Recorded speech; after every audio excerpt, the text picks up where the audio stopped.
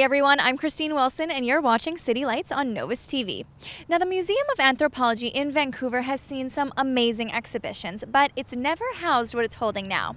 PigaPicha is making its North American debut and it's happening right here in Vancouver. The show is a photography display featuring an entire century of portraits and chronicling different aspects of African culture. Let's go take a peek, shall we?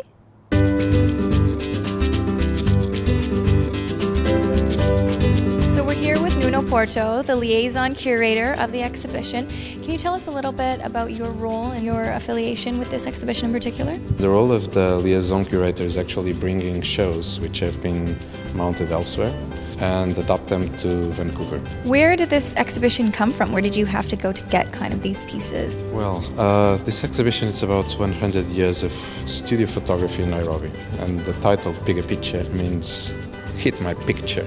It was actually first mounted in Nairobi, in the National Museum of Nairobi, and then it traveled to Germany, to the Center for African Studies, which is called Ivaleva House. Then it was mounted in Bordeaux, in France, and this is the first time that it comes to North America. In the mid-2000s, there was not much knowledge about photography in East Africa, and the project was basically to view the history of photography in Nairobi, in an urban setting in East Africa, from the perspective of the studios. It's a collective research project. So the team involved about 32 different studios and about 40 street photographers. They started collecting material and different themes started emerging. One of the first themes that we opened the exhibition with is this one of age and wisdom.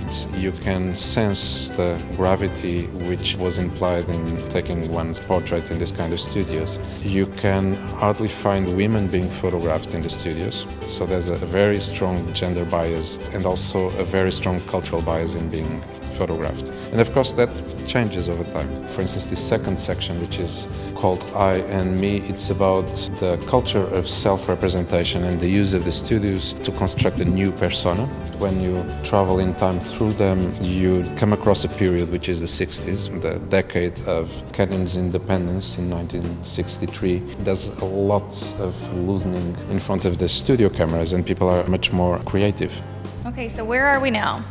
So now we have a very particular section of the exhibition which is about open-air photography. Several of the photographers use the city itself as their studio, and you can see that there are a series of images which are not what anyone would call realistic images. Yeah, I was kind of noticing that. In the first sequence we have these images of friendship inside the flowers, then very straightforward icons of modernity with people sitting in the Coca-Cola bottles, and then just appropriations of the city, people sitting in buildings, jumping from them, and so on and so forth. One of the partners for the exhibition is Slum TV, who did the documentaries which we can see here. What they are doing for PigaPicha is basically interviewing the neighbors about their own photographs. Having the photograph taken in a studio was a whole event, so you would get ready for it, you would spare time and money to do it. And that's a bit what's told in this other section,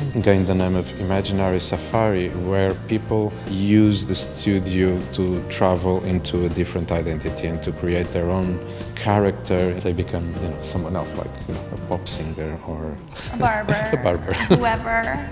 Cool. Not unlike right now. Some people still do it. They still do it, for sure. We have these other two sections. One is this one that connects different generations. Everyone has probably family photographs where the family is, sitting in chairs and just smiling for the camera because it's a happy occasion. The oldest photograph, which was collected in the archives, is also in this group. And it's a couple sitting with their sons, one of them almost a newborn, and it's a photograph from 1915. Oh, wow. We offer our visitors here at PigaPicha a studio.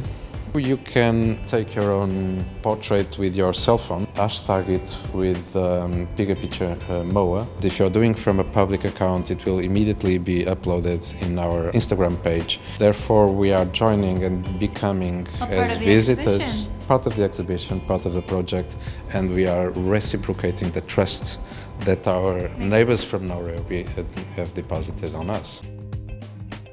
If you'd like to visit the exhibition or find out what's coming up next at the Museum of Anthropology, you can visit their website, moa.ubc.ca. For City Lights on Novus TV, I'm Kristine Wilson.